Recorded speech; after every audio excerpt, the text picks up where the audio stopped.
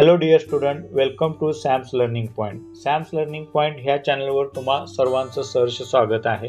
Dear student, आज आपण study करत आहोत 11th standard English text book 11वी इयत्ता 11वी इंग्रजी पुस्तकातील section 1 prose being neighbourly 1.1 being neighbourly म्हणजे याचा अर्थ शेजारी धर्म पाळताना, किंवा असंही घेऊ शकतो आपण इथे मित्रत्वाने वागताना. या पाठावरील आईस ब्रेकर्स म्हणजे विचार मंथन आपण इथे समजून घेणार आहोत. पहिला प्रश्न आहे, read the following statement and mark those that apply to you. इथे काही विधाने दिलेली आहेत, ते विधाने तुम्हाला वाचायचं आहे आणि योग्य विधान जे वाटतं तुम्हाला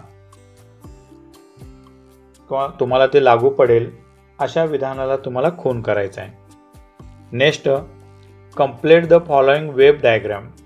इथे जे डायग्राम दिलेली आहे वेब डायग्राम, ती आपल्याला इथे पूर्ण करायची आहे. बघा, फ्रेंडशिप टू मी मीन्स, माझ्या दृष्टिकोनातून फ्रेंडशिप म्हणजे काय, तर यामध्ये एक सोडवून दिलेले आहेत 2. पहिला असेल giving and receiving gifts. Second असेल हॅविंग लॉंग कन्व्हर्शन्स.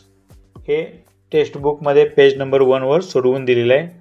नेक्स्ट आपण इथे सोडवूया, समजून घेऊया sharing moment of joy. Next, trust and loyalty. Next, honesty and emotional support.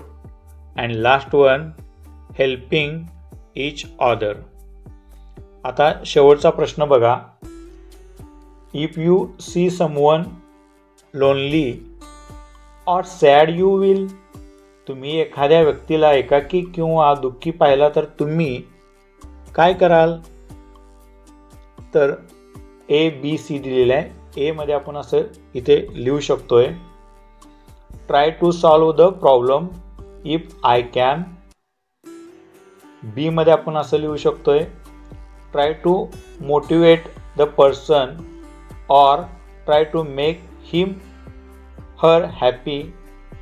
आणि सी आपण इथे असं लिहू शकतोय, ask the person the reason for his her sadness. Dear student, हे आईस ब्रेकर तुम्हाला इथे समजलं असेल.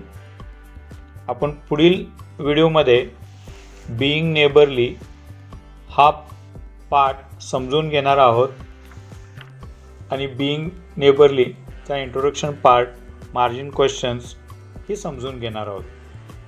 या पाठामध्ये नेमकं काय असणार आहे सेक्शन 1 मधील बीइंग नेबरली आपण पुढील व्हिडिओमध्ये बघणार आहोत. तोपर्यंत टेक केअर. व्हिडिओ आवडला असेल तर लाईक करा, सबस्क्राईब करा. थँक्यू, धन्यवाद.